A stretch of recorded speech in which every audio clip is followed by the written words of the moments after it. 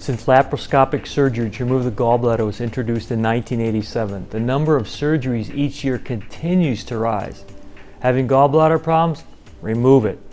But not so fast. There's some very good science which argues you might be better off with your gallbladder.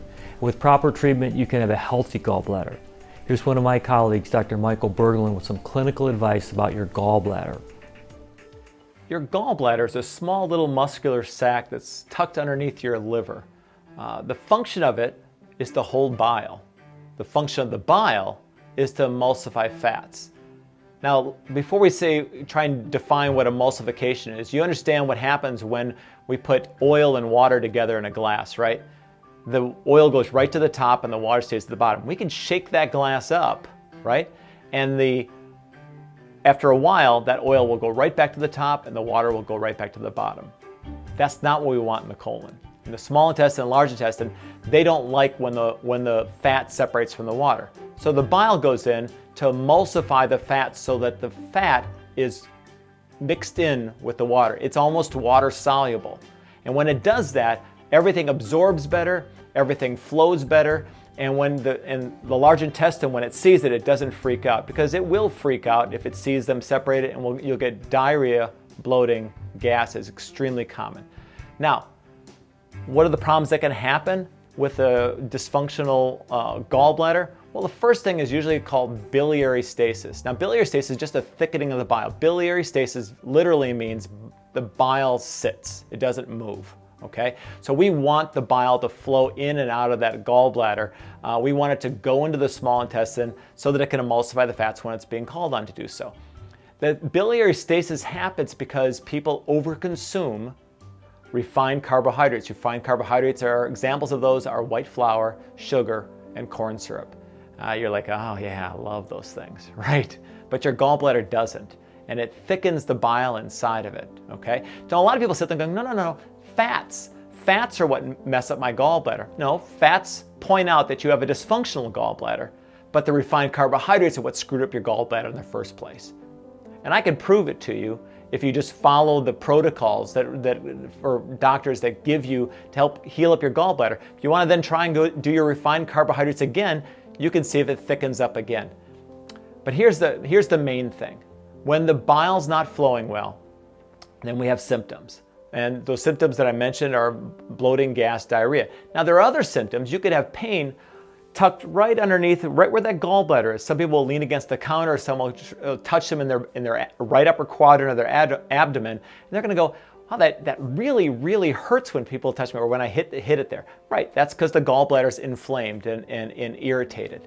The other thing that's very, very common that not many people know about is that it produces right shoulder inflammation. It causes right shoulder pain. Now, if you look in most textbooks, they'll say, all these different symptoms of gallbladder dysfunction or gallstones, and one of them is always right shoulder pain. Now, I always thought this was like a whole thing where like the sciatic pain where you press on one of the lumbar vertebrae, and next thing you know, you see shooting pain going down into the leg, and every time you press on it, you get the shooting pain. You press in the leg and the foot, you don't get any shooting pain. I thought, well, that's what the gallbladder thing is. You press on that gallbladder point and you're going to get right shoulder pain. That is not it at all. It's right shoulder inflammation. So what will happen is you'll get pain over the front of the shoulder, the side of the shoulder, over the scapula, the shoulder blade in the back, and even going up into the neck. Now, it can travel across the back, it can travel to the other side of the neck, it can travel down the shoulder. But I know people that have had surgery that ended up, it was because they had gallbladder problems, and that was the reason why they had a torn rotator cuff. It was this chronic inflammation that was set up over time. The challenge we have with gallbladders is we just need to find a way to thin it. And there are natural ways to do that. And most natural providers understand that the idea of beet extract and some of these other things are very, very good tools to thin out the bile. So we have the two-pronged approach. We have to change the diet and we have to thin out the bile. These are very, very effective ways to avoid surgery. Now you're saying, well, what if I have stones? There's such thing as gallbladder flushes. Now they're a little trickier, they take a little more time. The biliary stasis will only take maybe a week before you start noticing a decrease in symptoms. It might take you a good month, month and a half, maybe to thin it out. I've had people as long as maybe 5-6 months, but it usually doesn't take longer than if you're high dosing whatever protocol that you're doing.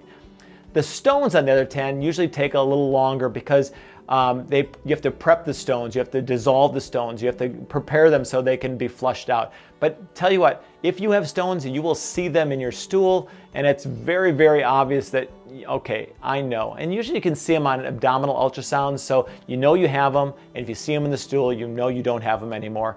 And you can go back for the ultrasound after a few flushes, and you can kind of go, oh yeah, I have less stones than I had before. This is a very effective way to utilize natural medicine because the medical doctors, all they have right now, as soon as they see there's stones, as soon as they see there's inflammation in the gallbladder, is surgery. Seek a natural provider. Get help.